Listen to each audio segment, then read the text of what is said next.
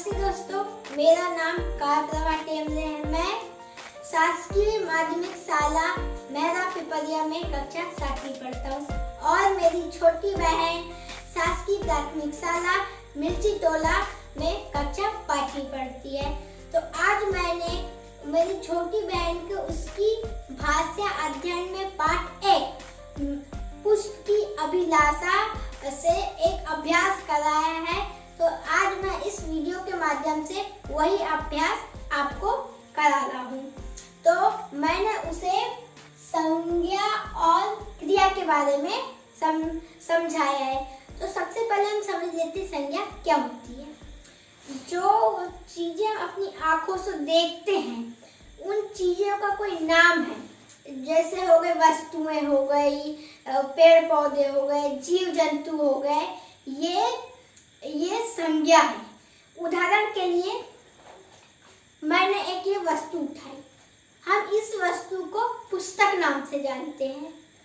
और जैसे फिर हमने ये एक वस्तु उठाई, इस वस्तु का भी कुछ नाम है, इसका नाम झूलर है। मतलब ये झूलर नाम इसके संज्ञा हुई, तो मतलब ये वस्तु भी संज्ञा है। तो अब आपने समझ लिया संज्ञा क्या होती है। अब हम समझते हैं संज्ञा की परिभाषा बता देते हैं। किसी व्यक्ति, वस्तु, स्थान या भाव के नाम को संज्ञा कहते हैं। अब आप समझ गए संज्ञा क्या होती है। अब हम क्रिया समझते हैं। क्रिया जैसे हम कुछ भी कर रहे हैं, जैसे भागना, कूदना, खाना, पीना, नहाना, जाना, आना, चढ़ना, इसे क्रिया कहते हैं। जैसे हम कोई भी अगर शब्द में बोले क्रिया क्या क्या होती है, तो जिन शब्दों के आखिरी में ना आया है उन्हीं वही क्रिया है। ज्यादातर ऐसा ही होता है। अब हम क्रिया की डेफिनेशन समझ लेते हैं। क्रिया की डेफिनेशन है किसी भी प्राणी या जीव के माध्यम से कोई गतिविधि होती है, उस गतिविधि होने का बोध होता है, उन शब्दों को क्रिया कहते हैं। अब आप समझ गए संज्ञा और क्रिया क्या होते हैं।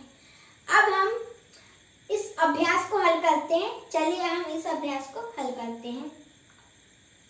यहाँ कुछ शब्द लिखे हैं, सुरबाला, पुष्प, चाहना, गूंथा, ललचाऊ, हरि, देव, शेर, चणू, इठलाऊ, वनमाली, ये शब्द है। हम इन शब्दों को संज्ञा शब्द व क्रिया शब्द में परिवर्तित करना है। इनमें कौन से विभाजित करना है, जैसे कौन से संज्ञा है और कौन से क्रिया। तो चलिए हम इन्हें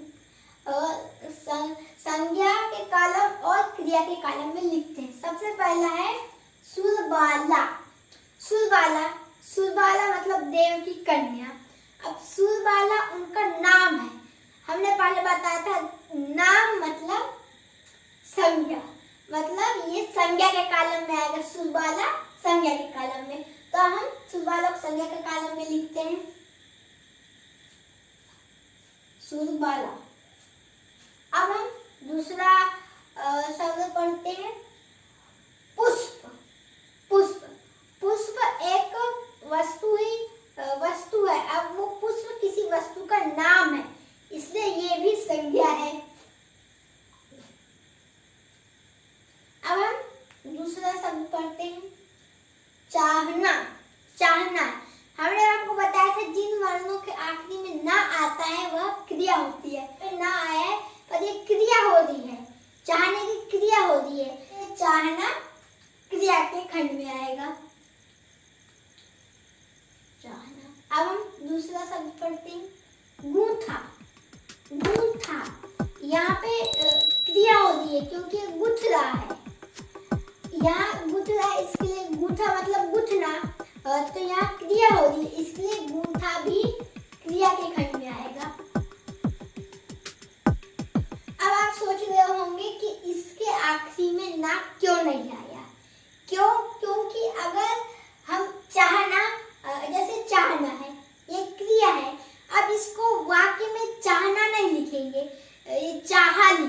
चाहा, वैसे ये गूंथा, इसे वाक्य से उठाकर यहाँ लाया गया है।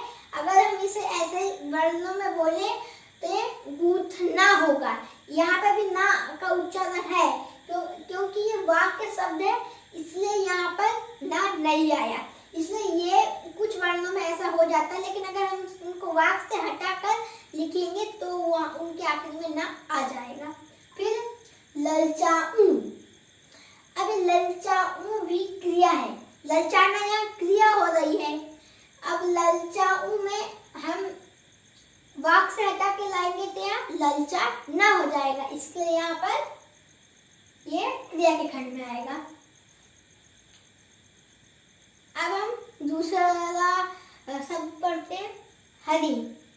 हरि ये संज्ञा है क्योंकि हरि भगवान विष्णु का नाम है, इसलिए और किसी मनुष्य का भी नाम हरि हो सकता है, इसलिए यहाँ पर हरि संज्ञा के कॉलम में आएगा।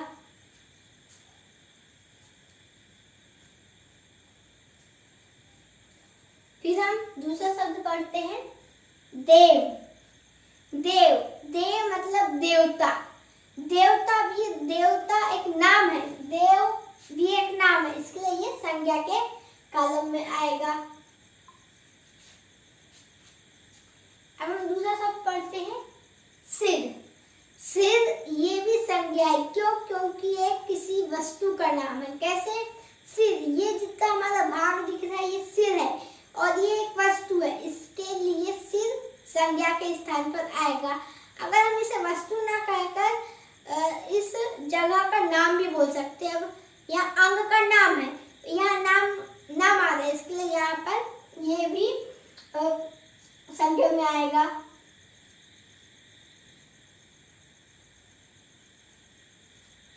फिर है चढ़ूं। ये चढ़ूं, यहाँ पे ये वाक्य में, और इनको वाक्य से हटाकर लाएंगे तो ये हो जाएगा चढ़ना। इसमें ना आ गया मतलब हमें इसे क्रिया में रखना है, चढ़ना, इसलिए यहाँ चढ़ूं क्रिया में आएगा।